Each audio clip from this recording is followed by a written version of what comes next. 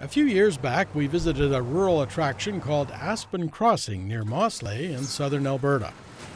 It started out as a greenhouse operation on the Thornhill farm, near where the rail line slices through their farm property. So it started with a tree nursery and one greenhouse, and then it wasn't long before we needed a second greenhouse. And of course, our customers were like, oh, we need a place to have a snack when we come out here. It's so nice to come and visit. And then, next thing you know, we had this 10 acres that wasn't doing anything, and it was becoming too small of a field for people to farm, even rent-free to neighbors. So we decided, well, let's build a campground there. Aside from the greenhouse, they also had a popular gift shop as well. Plus, owner Jason Thornhill set up a unique restaurant in an old railway dining car. In addition, he had a small campground and an old caboose that they renovated into a cabin where people could overnight. We recently returned to Aspen Crossing to discover things have continued to expand. So we started off with building a replica CPR station and attaching the greenhouse to it, which is kind of the hub of activity. And then we added there was a caboose, just so people could have something to look at that kind of fit the station. And then we added the dining car in 2006. And, now there's about close to 20 rail cars on sites between the caboose cabins and the actual tourist train now, and the dining car and the kitchen. So. Aspen Crossing now has grown to 86 campsites, many of them full service, with more under construction at the time of our visit.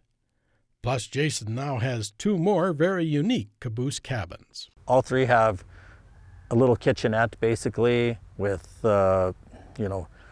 full bathrooms, air conditioning. They're quite comfortable. Each one has a deck with its own barbecue out on the deck and everything, and a fire pit. We want it to be like luxury camping, or industrial luxury as we were calling it. But as we have discovered, Jason Thornhill isn't one to sit still too long. Aside from being a campground, dining car, gift shop proprietor, he also has become a railway conductor operating the Aspen Crossing Railway. And you're to the right up there, and you guys are to the left, just to your left up here. So what's the difference? Well, one has tables and chairs, and one has more coach seating style. Okay. So we're going which way? So you're going to the left. Thank you, sir.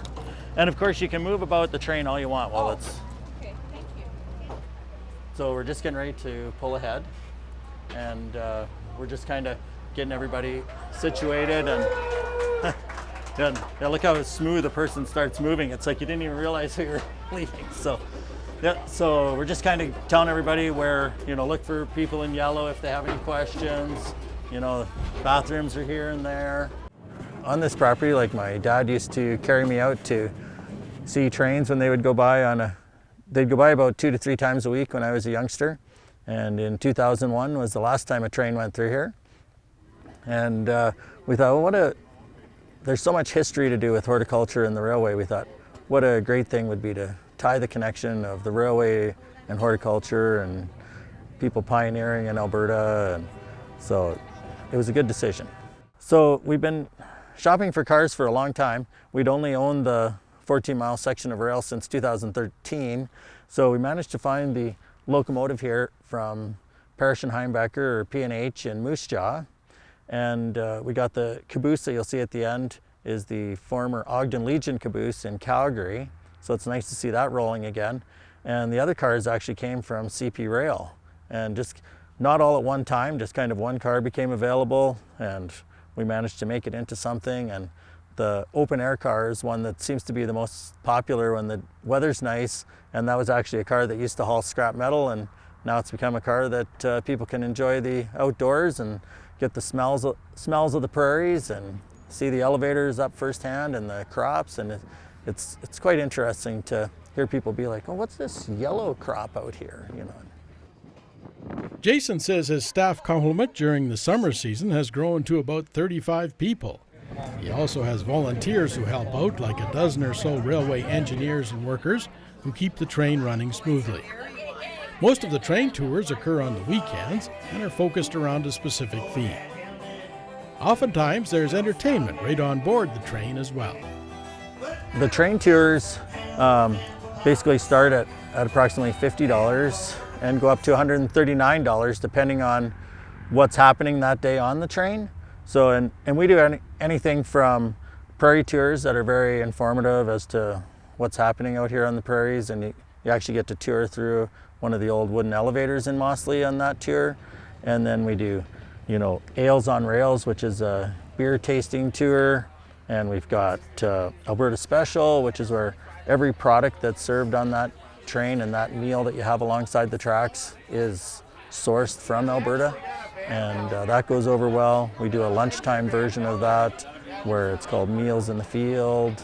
And then today's train, for instance, is a wine and cheese train. People of all ages seem to enjoy riding the train through the farm countryside. Larry Vanata of Milo, Alberta, has ridden the Aspen Railway more than once. I think the biggest reaction of all, for people on the train, is it's fun. It's kind of cool.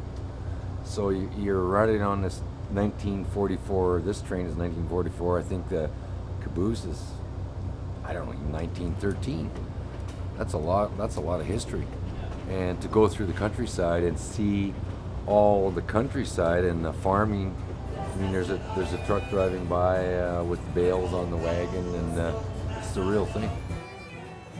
The one thing I hear about the most is people are just like, wow, it's so relaxing being on a train, and just, we didn't know what to expect when we come out here. We just expected to be, pardon the phrase, but bald-ass prairie is what a lot of customers tell us, and they're just like, wow, it's just so beautiful out here with these rolling hills and coulees that the train goes over and stuff, and except people are really surprised when they come out here. The Aspen Railway train ride is truly relaxing, where you get an up-close look at the prairie, and you may even see some wildlife like a badger hanging out around his burrow. Plus, on many of the excursions, you might run into some train robbers played by actors from the Wild West show Guns of the Golden West out of Calgary. The actors use black powder and make lots of noise and smoke, just like in a Hollywood movie, making it very entertaining. Because everything goes to charity, we want people to know there's a train robbery, but we don't want it to be too predictable, so we try to make it a surprise if possible. They'll usually start on the open air car or between two cars or something, where they'll fire a few shots just kind of into the air where people won't be too shocked. Trying to find that balance between surprising them too much and letting them know that, hey, now there's a train robbery happening. And the kids really seem to get into it, because then they're just like, oh, I saw a bad guy on the train, Mr. Conductor, can you help us with this bad guy? So it's pretty cute. After the train excursion, guests can spend some time in the well-stocked gift shop or retire to their campsite or caboose cabin.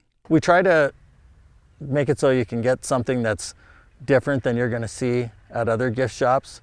And so Donna and her staff do quite a good job, picking things out that sell in there, and it's always something different. So it's hard to actually say what kind of stuff, because every month it's something different.